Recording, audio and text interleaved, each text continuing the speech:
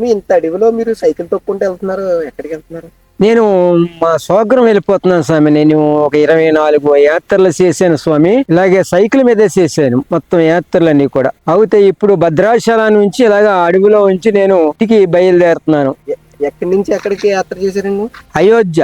మార్చి 2వ తారీఖు, మార్చి 19వ తారీఖు అయోధ్య చేరినాను. అయోధ్యలో శ్రీ బాలరాముల వారిని దర్శనం చేసుకుని కాంచీనాపురంలో దుర్గా మందిరంలో వారం రోజులు ఉన్నాను స్వామి. అక్కడి నుంచి మళ్ళీ నేను ఇంటికి రిటర్న్ ట్రైన్ మీద వచ్చేసాను.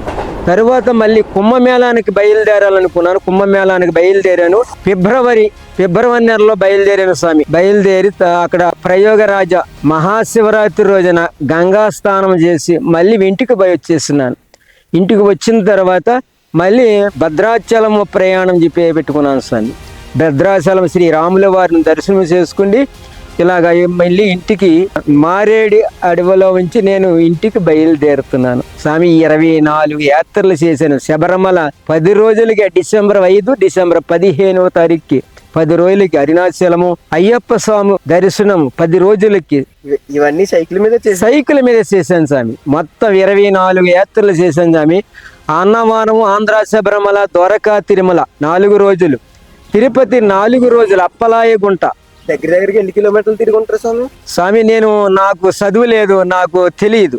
ఇంచుమించు 5 సంవత్సరాల నుంచి ఇదే యాత్ర చేస్తున్నాను. కుంభమేళకు కూడా వెళ్ళారా? వెళ్ళాను స్వామి. ఇదే సైకిల్ స్వామి. ఇదే సైకిల్, పాత సైకిల్ అని స్వామి. నాకు నెలకి 4,000 పెన్షన్ వస్తుంది. ఆ 4,000లో 2,000 ఇంటికాడ దాచుకుని ఆ తర్వాత డబ్బులు తీసుకుని నేను ఈ యాత్రలో ప్రయాణం చేస్తున్నాను. జై శ్రీరామ్, జై జై శ్రీరామ్. మీ వయసు ఎంత ఉంటుంది? నా వయసు 64. మీది ఏ ఊరు?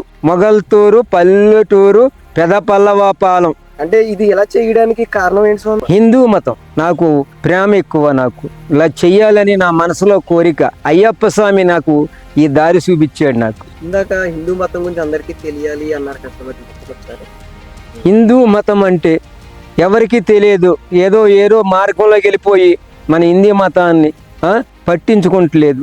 నాకు ఒక పట్టుదల మీద నేను యాత్ర ప్రయాణం చేస్తున్నాను. ఎలాగైతే యాత్ర సక్సెస్ఫుల్ గా కంప్లీట్ చేశారు స్వామి.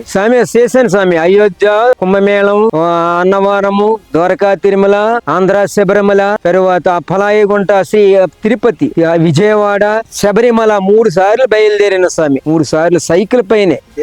ఇదే సైకిల్ స్వామి. ఇదే సైకిల్.